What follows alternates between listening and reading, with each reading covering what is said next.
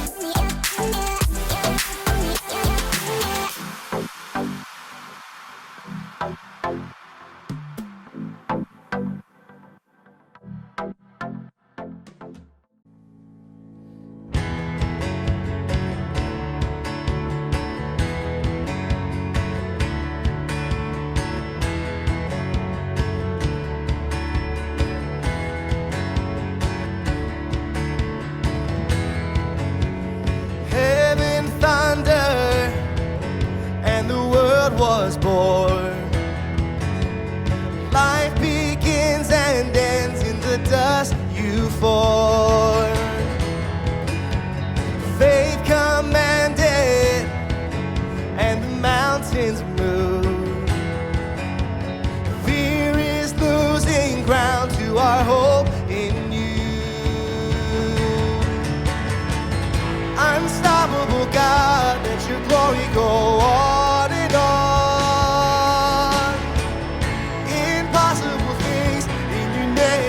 Shall be done. Freedom conquered, all our chains undone. Sin defeated, Jesus is overcome. Mercy triumphed when the third day dawned. Darkness was denied when the storm was gone. Oh, unstoppable God, let your glory go on and on.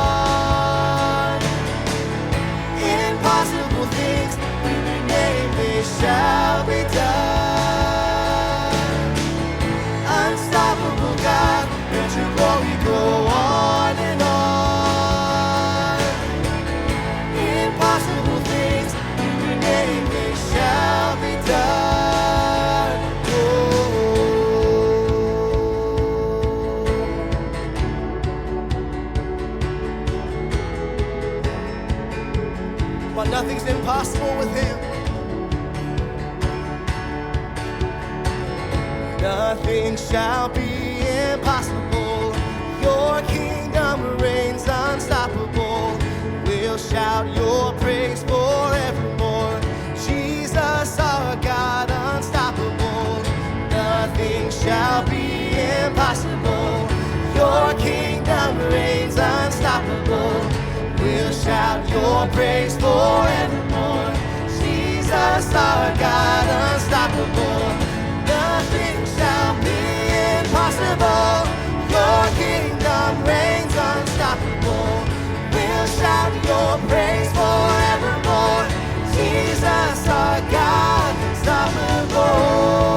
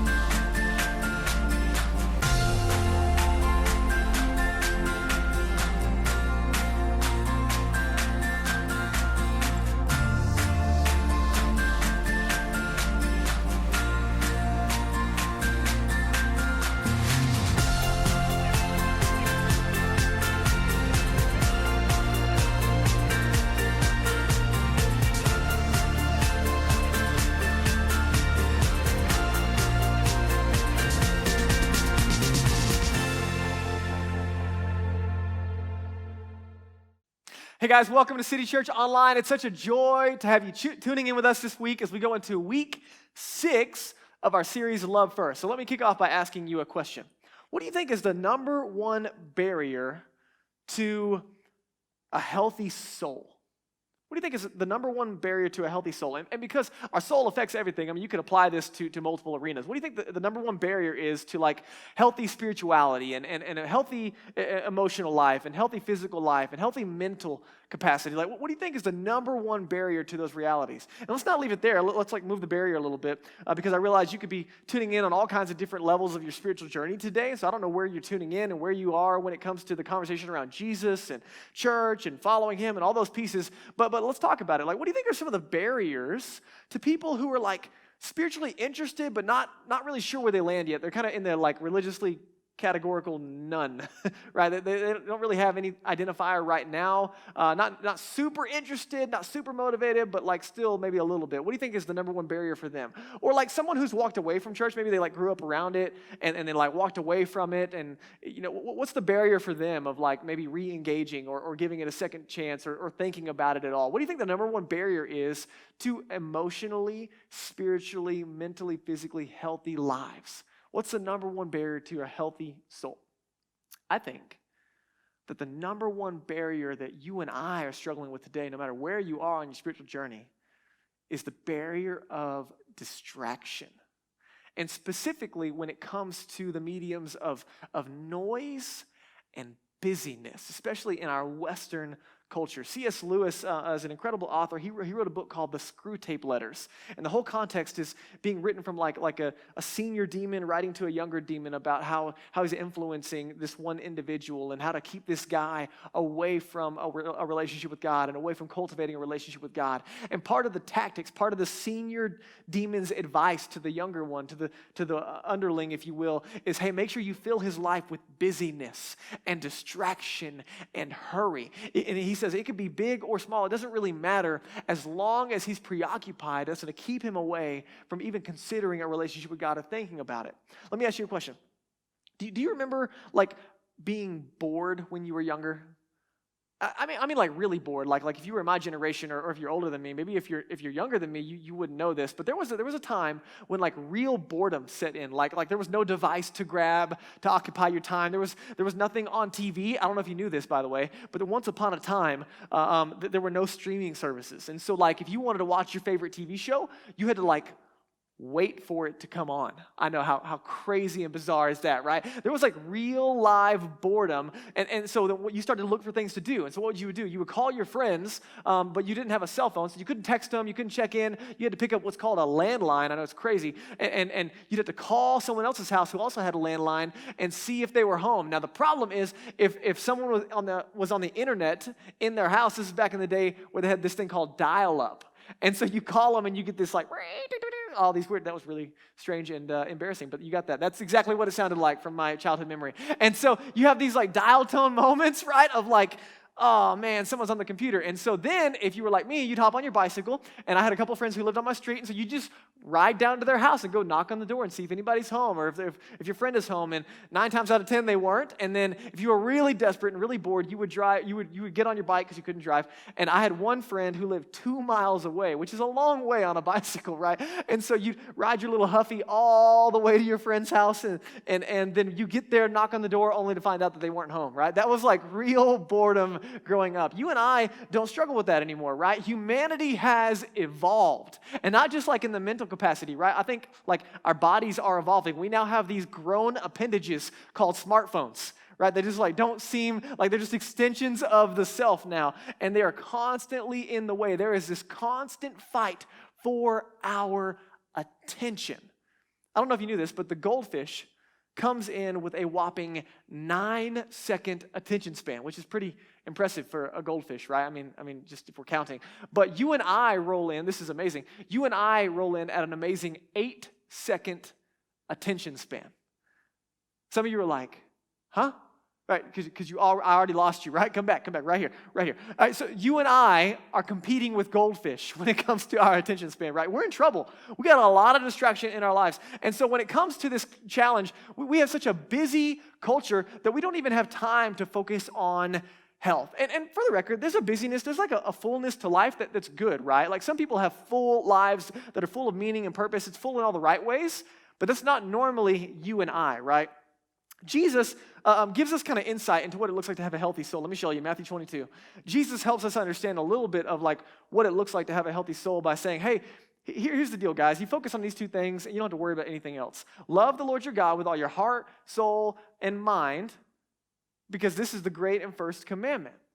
Jesus says the first thing, he says, hey, listen, but by the way, this is not an invitation to like try to love God more. This is not an invitation to like show God how much you love him by the stuff that you do. This is an invitation actually to receive the love of God. This is an invitation to actually respond to the love of God. This is an invitation to love God because he actually first loved you. Jesus is inviting us into a relationship with God that has the proper motive. And then he says the overflow is this. The second thing is equally important, and it's to love your neighbor as yourself. On these 2 commands, he says, listen, just get rid of every self-help book that you think you've ever thought you needed, because this is all you need to love God and people. Get rid of the rules, because loving God and people solves it all. It is the target and the goal. You know the problem with this invitation to a healthy soul?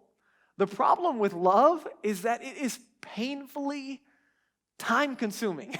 Right? You know this because if you've ever tried to cultivate a relationship, it takes what? Time. And you've seen love exit the door because you've been in a hurry, right? If you've got little kids and you're trying to get your family out the door and everybody's in a hurry and you're running late, let me ask you, where's your love level? Are you like just the most loving, peaceful, joyful, amazing, kindest person rushing out the door? Right? Odds are love leaves when hurry is present, right? Hurry and love are not compatible, and that's true for our relationships physically, and it's true with our relationship with God. It's funny, I don't know if you've ever heard it called this, but a lot of times we refer to our relationship with God as walking with God, right? It's a walk with God, not running with God. You ever notice that? Because it's not in a hurry. But what do? We hurry anyway.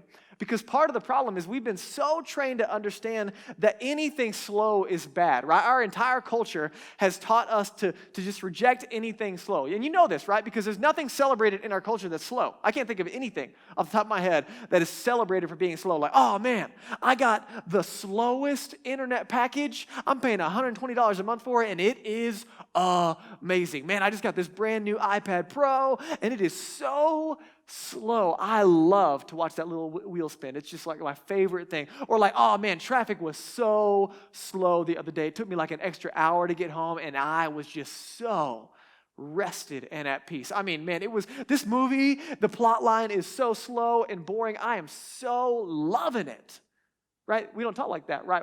We even insult people with this word by calling them slow, right? I mean, it's not a good thing. And so we reject that idea and we keep grinding, right? We just like pedal to the metal, 110%, accumulation of stuff, pursuit of more, over and over again. It's just more and more and more. And we keep filling it up to the point we start to get exhausted, and then we start medicating and caffeinating and looking for quick fixes, and we're too busy to eat well, and so then we fill it with junk, and we got all these things competing. And then all of a sudden, your soul gets in a funk. You ever been there? Like your soul is in a funk, and you're like not well, and you're kind of spewing some ugly stuff around people, right? And then have you ever had a moment where like you finally catch up and get some good sleep, like a full like 8 hours or whatever, you get to sleep in? Have you ever got a good night's sleep and then still woke up exhausted? You know why that is? Is because fundamentally you and I are having issues at the soul level, and it affects everything else. And so we start to spiral with emotional and mental and physical and spiritual health issues. And then what does our world do? How do we respond to this spiral of unhealthiness? Watch this video. We'll go out for pineapple, my little bubbly-headed boobly-boo. Skipper, look. Analysis. It looks like a small incandescent bulb, designed to indicate something out of the ordinary, like a malfunction. I find it pretty and somewhat hypnotic. That too, sir. Right. Rico. Manual. Problemo solved. Oh, okay, so that's the response, right? It's like anytime there's these warning signals, I'm unhealthy, I'm gaining weight, my mental issues are increasing, I'm emotionally unaware, my spiritual life is in the gutter, what do? Just stuff it and keep grinding, right? More caffeine, maybe a beer on a Friday night, binge watch something just to get a little bit of release. And then here's the deal, is ironically, our culture is catching up with this, right? There's like studies coming out about the dangers of all of these things and how bad this is for our soul and the pace of life that we're living. And so we're slowly starting to see in our culture studies that are reflecting, I think, what we know intuitively in our soul already. But the problem with it is that our culture is inviting us into I think what you would call maybe a practice of mindfulness. Have you heard that floating around, right? There's just like, hey, quiet the noise, embrace mindfulness, right? That's kind of where our culture is moving. And listen, for the record, I think mindfulness is awesome. Like mindfulness is a great practice, but I think it's missing one really key ingredient. And it's missing, quite frankly, the best part, and that's Jesus. Like Jesus is a complement to that, right? Mindfulness is just spirituality without Jesus. And so I think Jesus has something way better for us than you're going to find in the Barnes & Noble self-help section. And so Jesus had the secret sauce. Let's think about Jesus for just a minute. Jesus always operated at like a cool 3 miles an hour. You notice that? Like he's never in a hurry. He's not like bending to the opinions of others. He's not even operating out of like what's the most logical thing to do in the moment. He had this like centeredness to himself. And for the record, his life was really full, right? It wasn't like he was hiding in a cave somewhere, floating on a cloud, doing nothing. He had a really full life, but it was full in all the right ways. Have you noticed that? Like it wasn't a stress-free life, but rather it was a life full of purpose and meaning. It was a life connected to his love of God and neighbor. Jesus had this secret sauce, and you might ask the question, well, what was it? Well, it wasn't that he was God. That might be where you go to. It's like, well, of course, Jesus had a stress-free, purposeful life, whatever. He was God. Yeah, but Philippians 1 tells us that Jesus, while being God, limited his divine attributes to be like us. And so you don't get to play the God card when it comes to learning from Jesus. Let me show you the secret sauce that we see from Jesus in Mark chapter 1. Mark chapter 1, verse 35, it says that rising very early, this is the routine of Jesus' life, in the morning while it was still dark, he departed and went out to a desolate place. And there he prayed over and over again. The pattern of Jesus' life is that he would withdraw to a place called the eremos in the Greek. It's this desert place. It's this alone place. It's this getting alone and getting quiet. But you got to ask the question, what was Jesus doing in that alone place, that quiet place? He would get alone to be with God and listen to God. Let me give you context, right? This is Mark 1:35. Context to this passage right here is this is the end of a really, really full, busy day for Jesus. In fact, this is the end of his first full-time gig as Messiah on the planet. I mean, he's coming out of the gates and ready to roll, and it's an awesome day, and he dips into the eremos, the desert place, to recharge his soul. But right before this, what you need to know is that Jesus was baptized, and as he's being baptized, he comes up out of the water, and a voice comes from heaven saying, "This is my son in whom I'm well pleased." You need to notice, by the way, Jesus is baptized, and this speaks to his identity. Before Jesus ever did anything, this is about who he was. And out of his identity is going to flow all of what we see later in his life. Now, here's what's amazing. When Jesus is baptized, you might ask the question, why was Jesus baptized? It wasn't, Jesus was declaring not only that he come to do this for you and I, not only did he come to give his life in our place for our sins, to die, to be buried, to rise again, to forgive us and set us free and make us right with God, right? Not only did he come to do that, he said, hey, I didn't just come to do it for you, but I came to do it with you. And right after Jesus is baptized, check out what happens. This is right before the passage we just looked at. It says that the Spirit of God immediately drives Jesus out into the wilderness. It's the same word, eremos. And he was in the wilderness for 40 days being tempted by Satan, being tempted by the devil. And so Jesus goes into the eremos, that quiet place, the wilderness, for a month and a half before he does anything. And you and I probably think, man, he's in there 40 days. I mean, he's hungry, he's tired, and the devil shows up like a punk at the end of it, and he's going to tempt him. That's just like the devil, right? To get us when we're down. Listen, I think you and I tend to look at this, and we think of the eremos, this time, as a place of weakness. But for Jesus, this is actually a place of strength. It's 40 days before he does anything for God. He is with God. And right after this, man, you can go check it out for yourself. Jesus rolls in, first day on the job. I mean, he is preaching, he is teaching, he is healing the sick, he's casting out demons. I mean, it is an epic first day as Son of God on the job. And then we go back to Mark 1:35, and what happens? He goes right back to the eremos. Listen, don't miss this. For Jesus, what was his secret sauce? He has a month and a half in the eremos, the quiet place with God. He has one day on the job, just crushing it as the Son of God, as the Messiah, as the one come to connect us back in relationship with God. And then after one day, he dips right back into the eremos. You're like, dude, I thought you were going to be supercharged for a little while longer than that, right? No, this was such a priority for Jesus that he would continually go back. So let's talk about the eremos for just a second. Every time we see Jesus going to the quiet place, he always comes out with clarity around his identity and his calling. Let me ask you a question right now, just your life, your 9 to 5, grinding through the week. How's the clarity around your calling, your purpose, your passion? Are you just staying above the water, or are you, just so purposefully driven that you have tons of peace around where you are, right? Jesus would come out of his time with God with a clear yes and a clear no. He knew what he was supposed to be giving his time to. And eventually, this idea, this quiet place, it would become known as this practice, this spiritual discipline of what's called silence and solitude. Jesus would get alone in silence. Let me ask you a question. How much noise you got going on in your life? Like a ton, right? Well, we always got something going on in the background. You would get alone, and he would cultivate an internal and external silence. And then he would cultivate solitude, right? Not isolation, not like only in a cave for 40 days, but rather solitude to be alone with God so he could listen. Here's the deal. Jesus invites us over and over again. He says, come abide with me. That word means to make our home with him. Jesus is inviting our souls. He says, listen, man, your souls are spiraling out of control. Let your soul come home. Come abide with me. Let your soul catch up to your body. And listen, here's the deal. When we start to embrace the eremos, when we find that quiet place to spend time with God, when we start to elevate a relationship with God, we get into that quiet place. You know what happens? We start to leak all of the good and the bad and the ugly, right? You ever just been in the still and the quiet and the silence? It kind of gets weird, right?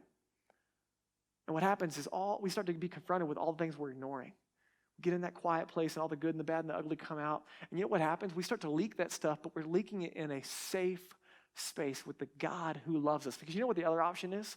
When you and I don't have a place to take all the septic stuff going on in our soul, we spill it all over everyone that we love, right? What's the byproduct of distraction and hurry and busyness in your life? You're just spewing toxicity over everyone that you love, even if you don't want to or mean to. Jesus said, listen, you don't just need a beer on a Friday night and a Netflix binge in order to deal with what's going on in your soul. What you need is time with me. Come spill that stuff on me. And what's amazing is it's not just about dealing with what's going on inside, but we start to get his perspective and his opinion of us. His love starts to set the tone for our identity. Again, not what we do, but who we are, who he says that we are. And we start to become free to be us, who God uniquely made us to be. And listen, in that process, we get alone with God. We're still a mixed bag, right? We still got all kinds of stuff going on. We're not perfect, but we find a place where our souls are at rest. Our souls have a home. So here's what's at stake. There's a danger, guys. If we don't deal with this, we live in a culture where the pace of hurry and distraction is so high. John Mark Comer says it this way. He says that we are headed for emotional and spiritual oblivion. He wrote a book called The Ruthless Elimination of Hurry. And man, I can't give it all to you today, but I highly recommend you pick up this book and take some time to process what's going on in your soul. And here's what happens, guys. If we don't take the time to deal with this reality, we're going to continue to lose our identity. We're going to continue to fall victim to the urgent over the important. We're going to lose our kids and our marriages and our identity and our health, mentally, physically, emotionally, spiritually. We're going to keep settling for cheap fixes and keep being robbed of all that God has for us. And you and I are going to operate out of this spiritually, emotionally unhealthy place, and we're just going to continue to spew all of that septic stuff over everybody else rather than finding healing for our souls with Jesus. And so here's the deal. Jesus had that secret sauce of getting alone with God. And I just want to give you just 5 quick things on what that time looked like from Mark 1:35, okay? So make sure you get a pen and paper ready because we're going to roll through it right now. Mark 1:35, let me show you. Rising very early in the morning, right? This is the same passage. While it was still dark, Jesus departed and went out to a desolate place, and there he prayed. I'm going to look at 5 words, just we're going to dissect it together, okay? The first word is this, rising. Right? It just means that he got up, right? This word is in the active tense, not passive. What that means is no one got Jesus up. Hey, it's time to spend time with God. This was intentional. You with me? He would rise up. It was intentional. He had a plan. It was done on purpose. Let me ask you a question. Are you intentional with your relationship with God, or is it something that you do when you have time? Here's the deal. I don't know where you are on your spiritual journey, and so I want you to evaluate it based on where you are. But you are as close to God right now as you want to be. You are as close to God right now as you choose to be. Have you ever looked at somebody and looked at their spiritual life? You're like, man, I just want to be like them. I want to be close to God like that. And the reality is you can be. The only difference is how intentional you are. There's no spiritually elite. God isn't hiding from you. You can be as close to him as you and I want to be. The first thing Jesus was is that he was intentional. The second thing we see, the second word is that he would get up in the morning. In the morning. The Greek word that's being reflected right here literally means in the morning. Suck, right? You were hoping it was something else, like, morning, like 12 o'clock-ish, right? Like in the morning. Here's the deal. Listen, I'm not saying that you can only spend time with God in the morning. We see a pattern of just, constantly him prioritizing it. But here's the deal. You and I need to be sure that the time that we're giving to our relationship with God is priority time and not leftover time. I do think there's something to be said for in the morning. I find that my soul finds the best rest, the best reset, the best fullness for my day when I start in the morning. But again, I don't think it's exclusive. I don't think it's all or nothing in that manner. But Jesus set the model that we must fix our hearts on God daily. Right? And it was Valentine's Day last week, so I can use this, right? Our culture would say things like, hey, just follow your heart. And we're going to deal with the emotions and all of that stuff. But listen, that's terrible advice. Every time I follow my heart, it gets me in trouble. Right? Jeremiah 17:9 says that my heart is deceitfully wicked above everything else. I can't trust my heart. It doesn't have a clue what's going on. I don't need to trust my heart. It lies to me all the time. The reality is I need to let God capture my heart and him direct my heart. Vance Pittman says it this way. If you and I don't fix our hearts on God the first thing every day, then they will inevitably fix themselves on the first thing they come across. Think about it. How many times have you rolled out of bed and picked up your phone and let a text message set the tone, or a news article, or an email? Our hearts are going to latch onto the first thing. So when it comes to spiritual, emotional, mental, physical health, it's going to rise and fall when it comes to our relationship with God, our time with God. Guys, listen, I got a lot of junk. Honestly, if you knew all the stuff that was inside of me, if you could just LED screen my heart and see all the junk that I deal with, you might not ever listen to another word I have to say. Right? I'm jacked up. But man, the days that I let God capture my heart, it changes everything. And here's the deal. Listen, my God time, my time with God in the eremos, whatever that is for me and for you, it's not like eliminating the battle. It's preparing me for the battle. It prepares me for the day ahead. And here's the deal.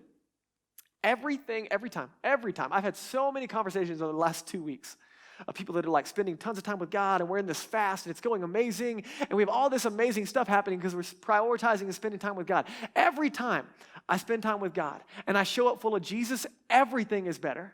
And every time I show up full of myself, everything is worse. You know that. This is the invitation. The third word is that he departed. He departed. You got to ask the question, he departed from what? Everything, right? Everything. He got away from everything. This word means without distraction. Jesus would spend time with God without distraction. Henry Blackaby says it this way: the most harmful enemy to our devotion is distraction. Let me ask you a question. What distracts you from being alone with God? It's probably that appendage hanging out in your pocket that ends up in both hands and in front of your face over and over again. There's a lot of things. But you know what I have to do? Listen, I got to set my phone downstairs, put it on silent mode, and not touch it until after I spent time with God. Because even when I try to use it as a tool, even with the Bible app on my phone, I will inevitably look at an email, check a text, whatever. I got to either put it on silent or airplane mode or whatever, or just don't touch it until I spent time with God. Right? Because there's all of these distractions in place. And guys, listen, sometimes even without my phone, my brain is all over the place. I don't know about you, but like my brain, it can just be anywhere but present in the moment. And sometimes I don't even want to be there, right? Sometimes my soul is just so all over. I don't even want to be present. So I've got to make myself show up and make myself focus because I know it's good for me. And I know it's good for the relationship. And the next word we see is that he would go out to a desolate place, right? There's a huge difference between being isolated and being secluded. The idea of the desolate place is that he's alone, right? He's alone with God. So, for example, you're tuning in on online right now. This is great. Like, we love to gather on the weekends. It's amazing. We love to gather, but those things aren't substitutes, right? If you're a part of a city group, that's amazing, but that's not a substitute to being alone with God. Listen to me. The best thing that you can do is to show up in every environment that you're in, whether it's a city group or a weekend gathering or on your couch or wherever you are. The best thing you can do is to show up full of Jesus. Because when you do that, you're going to love and you're going to serve and you're going to give, and everyone's going to be better. The best thing you can do for your family, the best thing you can do for your marriage, for your work relationships, for your neighbors, is to show up full of Jesus. And you're only going to do that out of the eremos, to let him capture your heart daily. And the last thing we see, going back to the word rising, is that not only did Jesus get up, not only was he active in his approach to his relationship with God, but this word here is actually an aorist participle. What that means is that this is a pre-existing routine for Jesus. This is not just something he did after a long day. This is something that he did consistently, that he would rise consistently to spend time with God. Luke tells us that he would do it often. He uses the word of Jesus doing this often. So let me ask you a question. How many of us understand that like one good workout doesn't change much, right? Just like one hit of the gym a month doesn't do much for you, right? One good salad doesn't do much for your diet. One good date night a year doesn't do much for your marriage, right? In the same way, it's a consistent relationship, like not one devotional a week, expecting to last off the fumes all week. It's a consistent investment in the relationship. Anything that's healthy and anything that's growing has consistent investment. So let me ask you a question. Which of these 5 areas are you struggling with? Do you struggle to be intentional? Do you struggle to do it in the morning? to make it a priority, to give him your first and your best? Do you struggle to do it without distraction? Do you struggle to be alone? Do you struggle to be consistent? Listen, we have city groups and community around you for the very purpose of allowing you a space to be held accountable, to have the encouragement you need to cultivate and make the priority of not letting your soul just spiral out of control. That the simple invitation of Jesus was to spend time with God daily. Out of that space, out of the eremos, everything found its purpose. Out of the eremos, everything found its place. So let me give you this. Let me give you just a God time plan. You might even screenshot this next screen here. Your God time plan. What's the plan? When are you going to do it? Where are you going to do it? What do you need when you show up? You got your Bible, you got your journal, you got some worship music playing in the background. How will you begin? It's so important how you start. Leave your phone somewhere else. Leave it downstairs. Don't even touch it until you spend time with God. How are you going to keep yourself free from distraction? Airplane mode, isolation, wherever you got to be quiet and alone. And lastly, where are you reading in the Bible? So you can hear from God, so you can speak into your soul. Listen, I don't know where you are on your spiritual journey today, but God loves you. Jesus died for you. He rose again, proving that he was who he said he was, to give you access to a relationship with God. To forgive you of all the septic stuff going on in your soul, all of your not perfectness, and to make you right with God. Some of you have been walking with Jesus for a minute, but that relationship, it ebbs and flows, it's shaky. Some of you have never made a decision to trust in Jesus, and you need to make that step today. And remember, listen, this is not about 15 minutes a day and making sure I do it and checking a list. This is about a very clear invitation. The relationship is the goal. So no matter where you are on your spiritual journey, I want to invite you to set aside some time this week, every day this week, to find your eremos, to get into it, to prioritize it, and to watch God work in and through you in such a way that it changes everything else. Because guys, if we don't find our homes here, our souls won't find it anywhere. But if we find our souls here, not only will we be at home and at rest, but God will work in and through us to truly love those around us. And we're going to have full, meaningful lives, full of purpose and full of passion. So go get alone. See you next week. Thank you so much for watching. We would love to connect with you and help you take next steps in whatever way is best.